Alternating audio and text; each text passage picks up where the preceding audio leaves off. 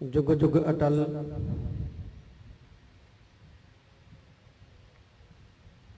लोक परलोक दे राखे।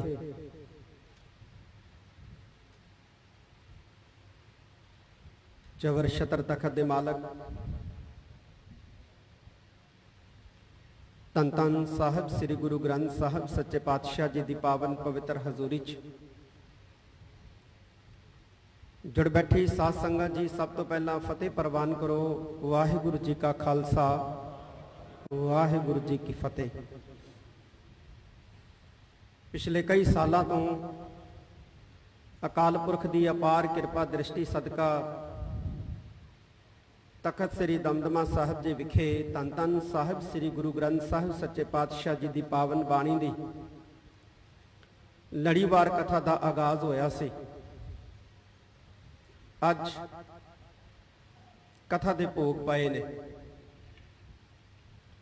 उपरंत सचखंड श्री हरमंदर साहब जी श्री दरबार साहब जी के हजूरी रागी भाई साहब भाई लखविंदर सिंह जी ने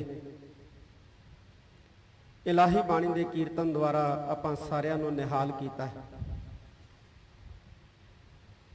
बहुत सारियां संगतां अज सुभाईमान है और ऐसे जी भी बैठे हैं जिन्हां ने इस लड़ीवार कथा नूं सरवण किया है। कुछ नागे भावां पै गए होण, नहीं तो कई जी ऐसे है जिहड़े निरंतर इस स्थान तो चल रही लड़ीवार कथा नूं सरवण करते रहे हैं। श्री गुरु ग्रंथ साहिब सच्चे पातशाह का महान फलसफा सानू केवल सुचज्जी जीवन जुगत ही नहीं सिखाउंदा, बल्कि सानू उस परम परमेश्वर वाहिगुरु दे नाल जुड़न की जुगती दसदा है जिथों असीं टुटे हैं, जितों असीं विछड़े हैं, अपने कीते कम्मां करके किरत कर्म के विछड़े। अज लोड़ इस गल की है कि असीं धन धन साहिब श्री गुरु ग्रंथ साहिब सच्चे पातशाह की बाणी का पल्ला फड़ीए।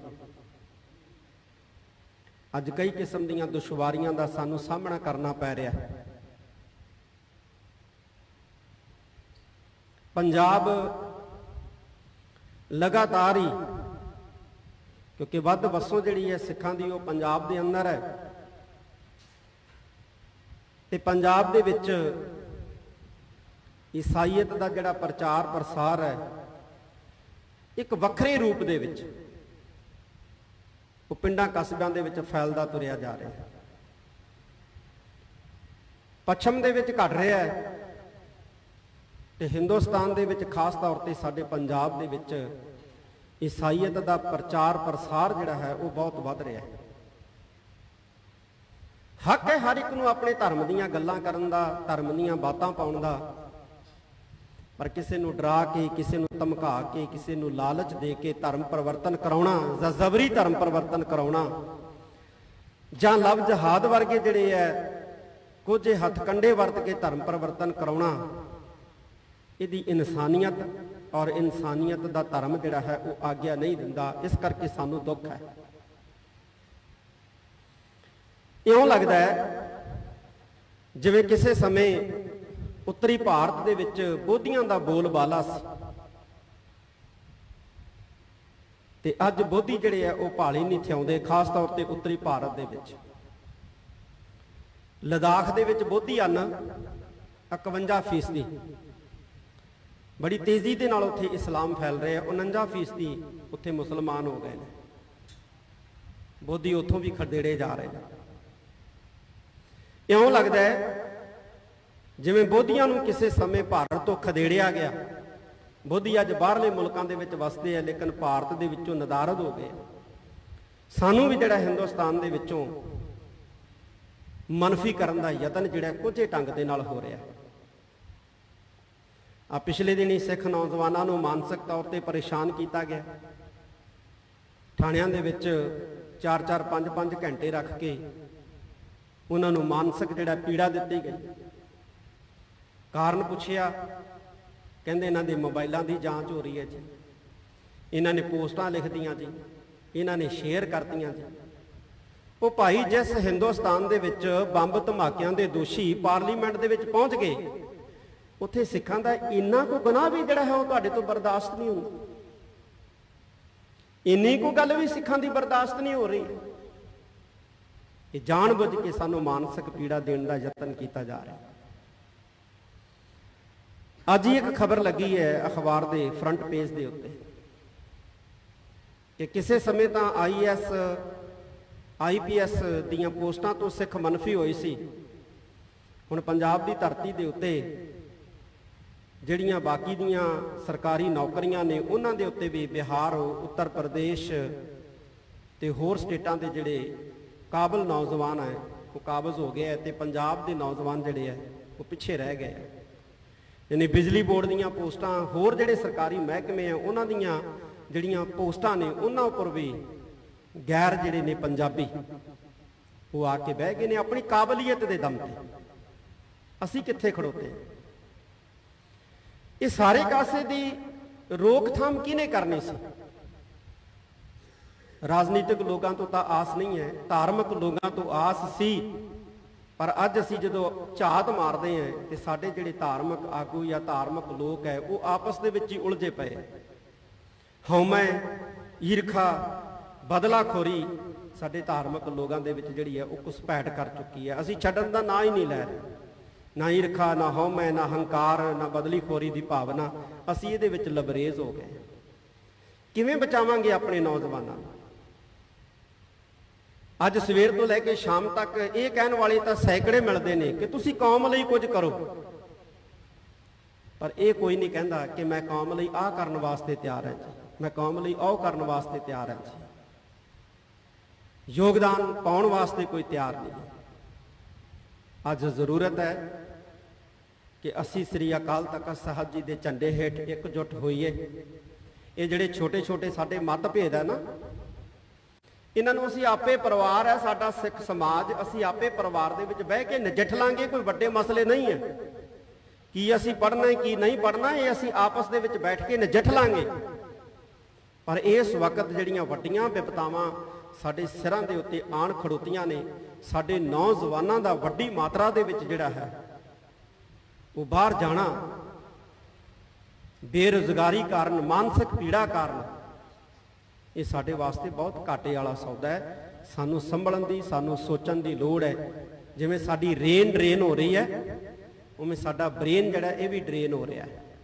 ਸਾਡਾ ਬੁੱਧੀਜੀਵੀ ਨੌਜਵਾਨ ਵਰਗ ਜਿਹੜਾ ਹੈ ਸਾਰਾ ਹੀ ਜਿਹੜਾ ਬੇਰੁਜ਼ਗਾਰੀ ਦੀ ਮਾਰ ਦੇ ਵਿੱਚ ਝੰਬਿਆ ਹੋਇਆ ਬਾਹਰਲੇ ਮੁਲਕਾਂ ਵੱਲ ਰੁਖ ਕਰ ਰਿਹਾ ਤੇ ਇੱਥੇ ਸਰਕਾਰੀ ਨੌਕਰੀਆਂ ਦੇ ਵਿੱਚ, ਗੈਰ ਸਰਕਾਰੀ ਨੌਕਰੀਆਂ ਦੇ ਵਿੱਚ ਗੈਰ ਪੰਜਾਬੀ ਜਿਹੜੇ ਨੇ ਉਹ ਕਾਬਜ਼ ਹੋ ਰਹੇ ਨੇ।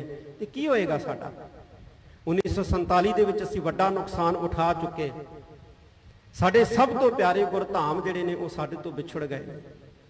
ਜਿੰਨੀ ਸੱਟ, ਜਿੰਨੀ ਮਾਰ 1947 ਦੀ ਵੰਡ ਦੀ ਸਿੱਖਾਂ ਨੂੰ ਪਈ ਹੈ, ਸੰਸਾਰ ਦੇ ਵਿੱਚ ਬੜੀਆਂ ਵੰਡਾਂ ਹੋਈਆਂ ਨੇ, ਬੜੇ ਟੁਕੜੇ ਹੋਏ ਨੇ ਮੁਲਕਾਂ ਦੇ, ਬੜੇ ਮੁਲਕ ਬਣੇ ਨੇ, ਪਰ ਕਿਸੇ ਕੌਮ ਨੂੰ ਐਡੀ ਵੱਡੀ ਮਾਰ ਜਿਹੜੀ ਹੈ ਉਹ ਕਿਸੇ ਵੀ ਕੀਮਤ ਦੇ ਉੱਤੇ ਦੁਨੀਆ 'ਚ ਕਿਤੇ ਨਹੀਂ ਪਈ ਜਿੰਨੀ 1947 ਦੇ ਵਿੱਚ ਸਾਨੂੰ ਪਈ ਹੈ। ਕੇਵਲ ਜਾਨੀ ਨੁਕਸਾਨ ਨਹੀਂ ਹੋਇਆ, ਮਾਲੀ ਨੁਕਸਾਨ ਨਹੀਂ ਹੋਇਆ, ਬਲਕਿ ਸਾਡੇ ਪਿਆਰੇ ਗੁਰਧਾਮ ਜਿਹੜੇ ਆ ਉਹ ਸਾਡੇ ਤੋਂ ਵਿਛੜ ਗਏ।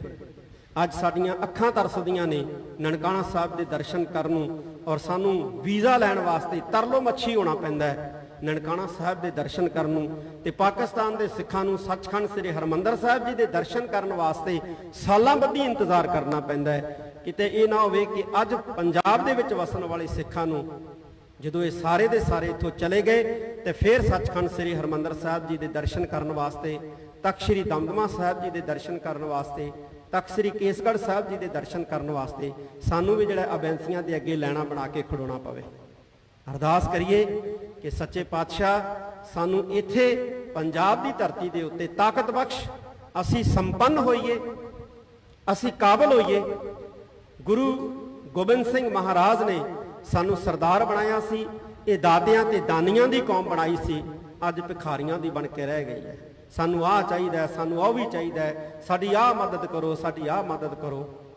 ਅਕਾਲ ਪੁਰਖ ਅੱਗੇ ਅਰਦਾਸ ਕਰੀਏ, ਮਦਦ ਮੰਗਣੀ ਹੈ ਤੇ ਵਾਹਿਗੁਰੂ ਤੋਂ ਮੰਗੀਏ ਤੇ ਅਸੀਂ ਆਪਣੇ ਆਪ ਸਮਰੱਥ ਹੋਣ ਦਾ ਯਤਨ ਕਰੀਏ। ਭਾਰਤ ਦੇ ਪ੍ਰਧਾਨ ਮੰਤਰੀ ਨੇ ਕਿਹਾ ਨਾ ਆਤਮ ਨਿਰਭਰ ਬਣੋ। ਅੱਜ ਸਾਨੂੰ ਸਿੱਖਾਂ ਨੂੰ ਬਾਹਲੀ ਲੋੜ ਹੈ ਆਤਮ ਨਿਰਭਰ ਬਣਨ ਦੀ।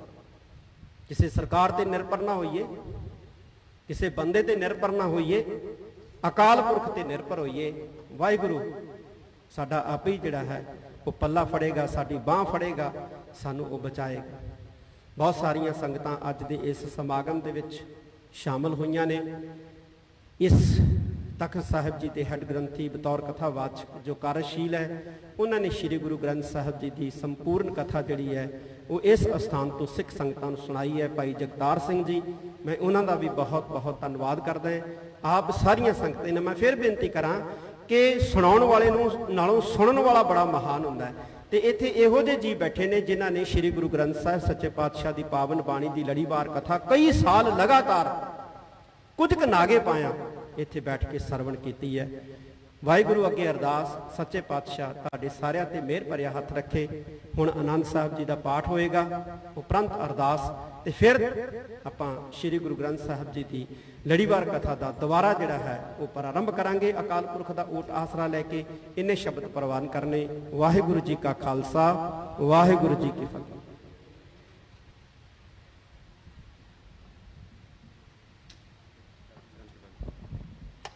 ਵਾਹਿਗੁਰੂ ਜੀ ਕਾ ਖਾਲਸਾ, ਵਾਹਿਗੁਰੂ ਜੀ ਕੀ ਫਤਿਹ। ਸੋ ਮਾਨਯੋਗ ਸਿੰਘ ਸਾਹਿਬ ਗਿਆਨੀ ਹਰਪ੍ਰੀਤ ਸਿੰਘ ਜੀ ਦਾ ਬਹੁਤ ਬਹੁਤ ਧੰਨਵਾਦ, ਜਿਨ੍ਹਾਂ ਨੇ ਆਪਣੇ ਕੀਮਤੀ ਸਮੇਂ 'ਚੋਂ ਸਮਾਂ ਕੱਢ ਕੇ ਆਪ ਸਰਬੱਤ ਸੰਗਤਾਂ ਦੇ ਨਾਲ ਵਿਚਾਰਨ ਦੀ ਸਾਂਝ ਪਾਈ ਹੈ। ਆਓ ਆਪਾਂ ਹੁਣ ਆਨੰਦ ਸਾਹਿਬ ਬਾਣੀ ਦੇ ਜਾਪ ਦੇ ਨਾਲ ਜੁੜੀਏ। ਉਪਰੰਤ ਅਰਦਾਸ ਬੇਨਤੀ ਹੋਵੇਗੀ। ਵਾਹਿਗੁਰੂ ਜੀ ਕਾ ਖਾਲਸਾ, ਵਾਹਿਗੁਰੂ ਜੀ ਕੀ ਫਤਿਹ।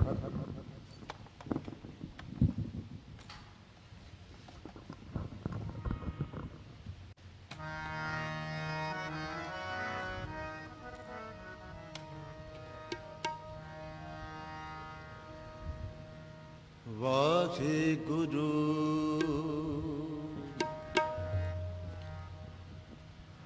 ਸਿੱਖੋ ਸ਼ਬਦ ਪਿਆਰੇ ਹੋ,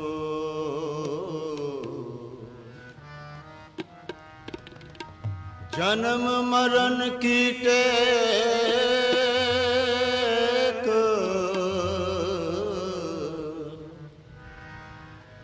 ਮੁਖ ਉਜਲ ਸਦਾ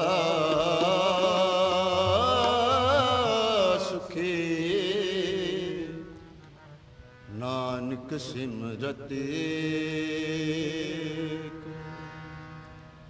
ਰਾਮ ਕਲੀ ਮਹੱਲਾ ਤੀਜਾ। ਆਨੰਦ ਇੱਕ ਓੰਕਾਰ।